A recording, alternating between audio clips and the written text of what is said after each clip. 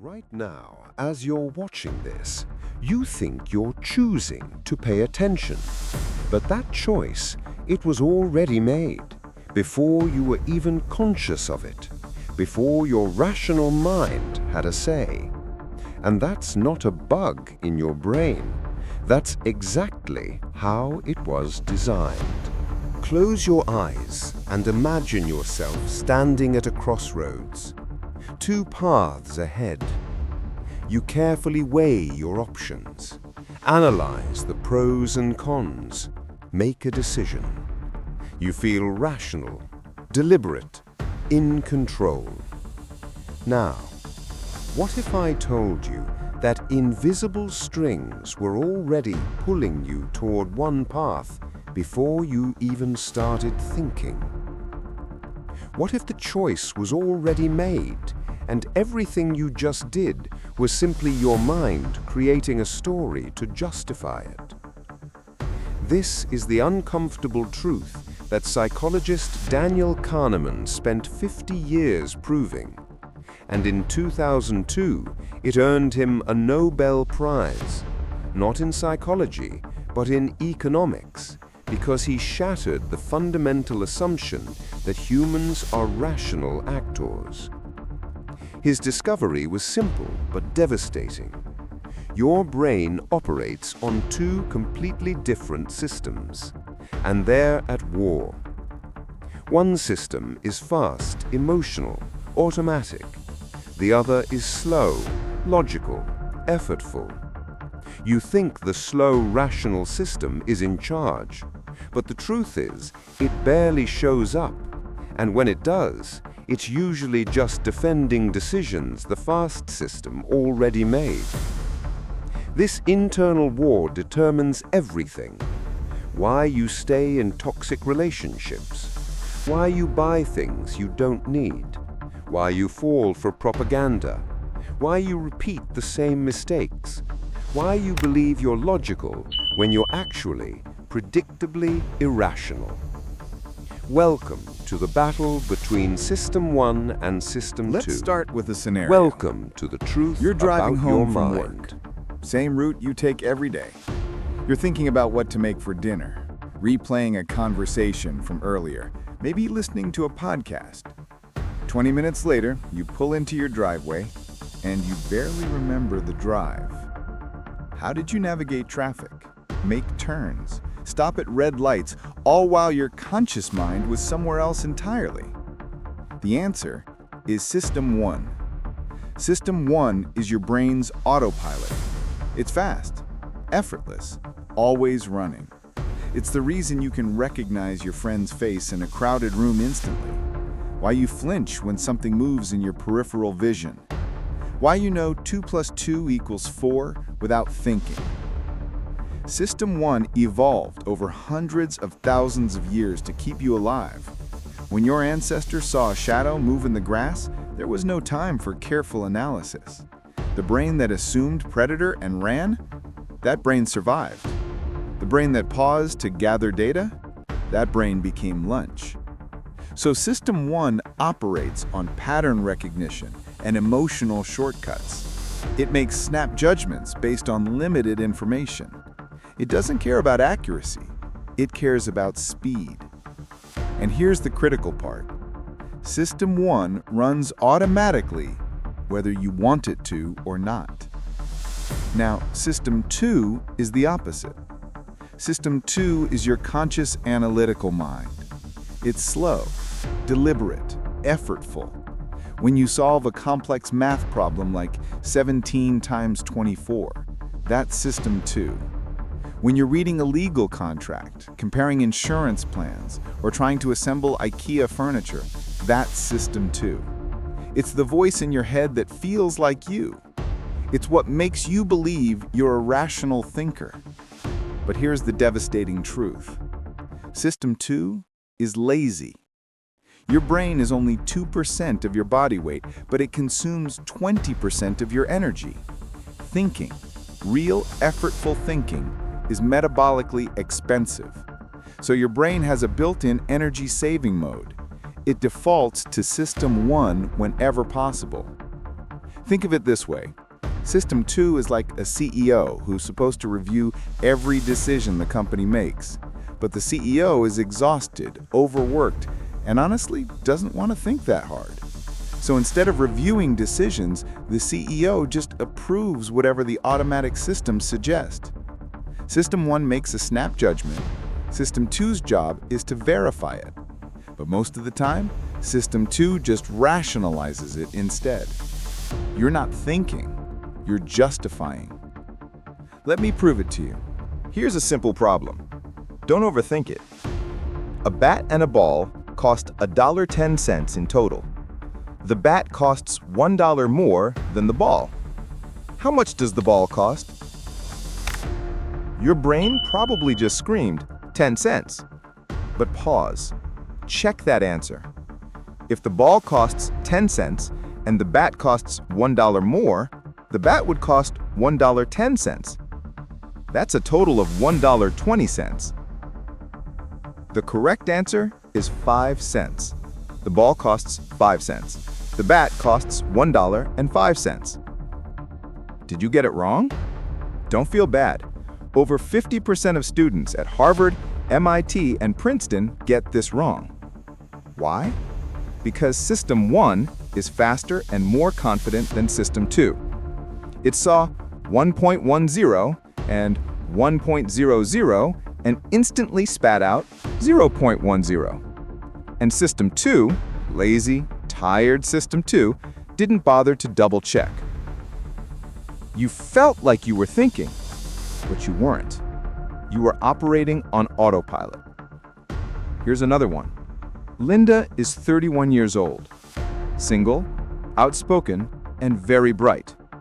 She majored in philosophy. As a student, she was deeply concerned with issues of discrimination and social justice. Which is more probable? A. Linda is a bank teller. B. Linda is a bank teller and is active in the feminist movement. Most people pick B. It feels right. The description matches the stereotype, but it's logically impossible. B is a subset of A. There's no scenario where bank teller plus feminist is more probable than just bank teller. It's basic statistics. But System 1 doesn't care about statistics.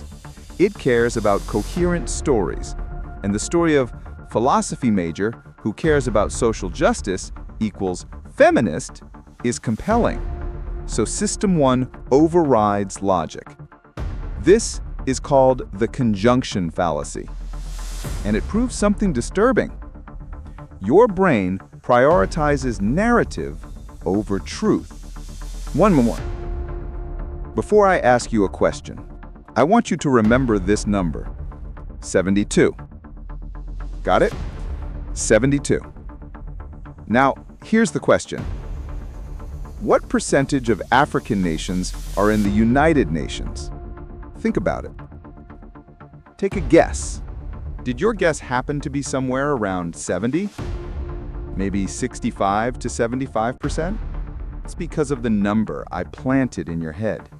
Even though it was completely random, your System 1 used it as an anchor, a reference point. This is called the anchoring effect. In Kahneman's experiments, people shown a high number before estimating gave much higher answers than people shown a low number, even when the initial number was generated by spinning a wheel right in front of them. They knew the number was random, but System 1 grabbed it anyway.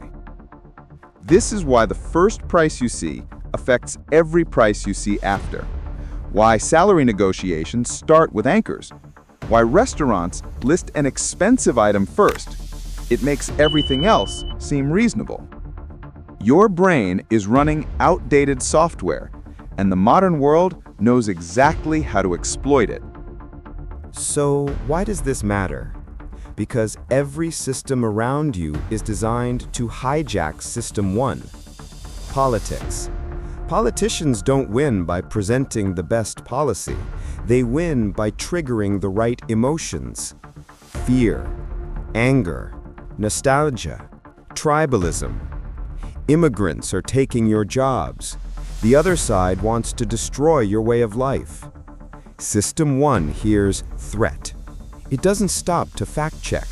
It doesn't analyze immigration data or economic trends.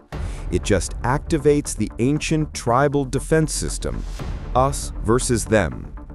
By the time System 2 wakes up, you've already picked a side. And now, System 2's job isn't to evaluate, it's to find reasons why your side is right. Social media, infinite scroll, autoplay, notifications, all designed to exploit System 1's craving for novelty and dopamine. You open Instagram just for a minute.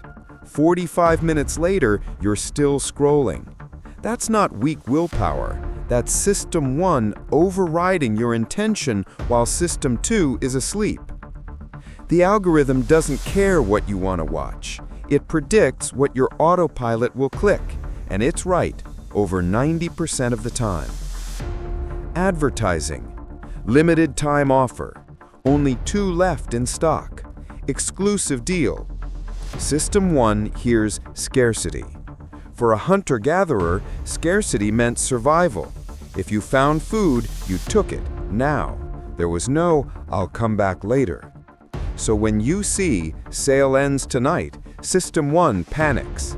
It doesn't ask, "Do I even need this?" It just screams, "Get it before it's gone." You're not buying a product. You're obeying a 100,000-year-old survival instinct. Relationships. You meet someone. Within seconds, System 1 decides attracted, not attracted, trustworthy, threatening.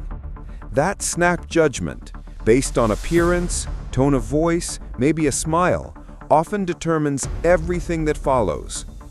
You might spend years with someone because System 1 felt a spark. Or you might ghost someone incredible because System 1 didn't get the instant dopamine hit. First impressions aren't just powerful, they're often unchangeable. Because once System 1 decides, System 2 spends all its energy justifying that decision instead of questioning it. This is your life, governed by a system designed for a world that no longer exists. Your brain was built for a savanna where threats were obvious and choices were simple. Now it's trying to navigate stock markets, propaganda, digital algorithms, and infinite information. It's like running a 1995 operating system on a 2024 computer. The system keeps crashing, and those crashes, those are your mistakes. So, what do you do? How do you fight a system that's hardwired into your brain? The truth is, you can't fight it, not directly. System 1 will always be faster. It will always feel more certain. Trying to suppress it with pure willpower is like trying to stop a river with your hands. But here's what you can do. You can become aware of it. Awareness doesn't eliminate bias, but it creates a pause, a gap between impulse and action. And in that gap, System 2 has a chance. Step 1. Name the system. When you feel a strong emotional reaction, anger, fear, craving, just notice it. Say to yourself, "That's System 1 talking." Not in a judgmental way, just observation. "I'm furious at this comment online." That's System 1. "I need to buy this thing." That's System 1. That simple act of naming creates distance. It wakes up System 2. Step 2. Build friction. System 1 thrives on speed. So for important decisions, slow down. Sleep on big purchases. Write down pros and cons. Ask yourself, what would I tell a friend to do? Delete social media apps from your phone.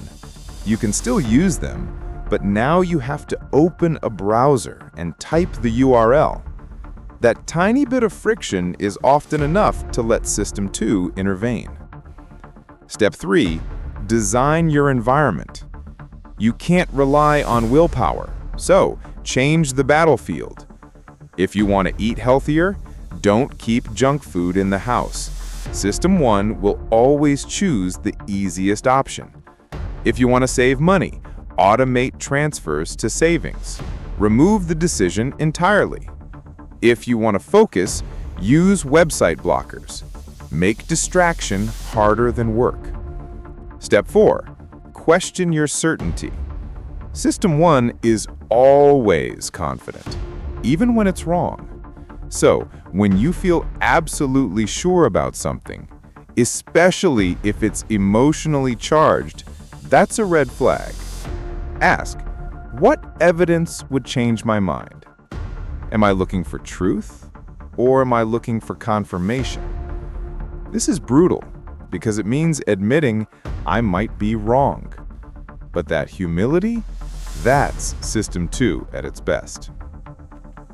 Kahneman himself said, "The best we can do is learn to recognize situations where mistakes are likely and try harder to avoid significant ones." You won't win every battle, but you can win the ones that matter. Here's the paradox. System 1 is responsible for your worst decisions, but it's also responsible for your best experiences. The joy you feel when you see an old friend, the awe of watching a sunset, the instinct that tells you something's wrong even when you can't explain why, the creativity that strikes when you're not trying. That's System 1 too. It's not the enemy. It's the wild, untamed part of you, the part that feels before it thinks. System 2 gives you logic, planning, self-control, but System 1 gives you life. The goal isn't to kill your impulses, it's to understand them, to see the strings, to know when your brain is protecting you and when it's sabotaging you. Because here's the truth, you are not one mind, you are two. And the war between them, that's not a flaw, that's what makes you human. Every act of courage is System 2 overriding System 1's fear. Every moment of patience is System 2 calming System 1's anger. Every difficult choice is the slow mind challenging the fast mind. You'll never have full control, but you can have awareness, and awareness is freedom. But here's the disturbing part. Even now, after everything you just learned, your brain will still trick you tomorrow, because System 1 doesn't care that you know about it. Studies show that knowing you're biased doesn't make you less biased. So in the next episode, we go deeper into the specific cognitive traps your brain sets every single day, starting with the one that makes you fear losing $100 more than you desire gaining $100. It's called loss aversion, and it's quietly controlling your money, your relationships, your career, your entire life. But now that you see the strings, maybe you can choose which ones to follow. If this shifted how you see your mind, hit subscribe. Next episode drops in 3 days. Until then, pay attention to which system is driving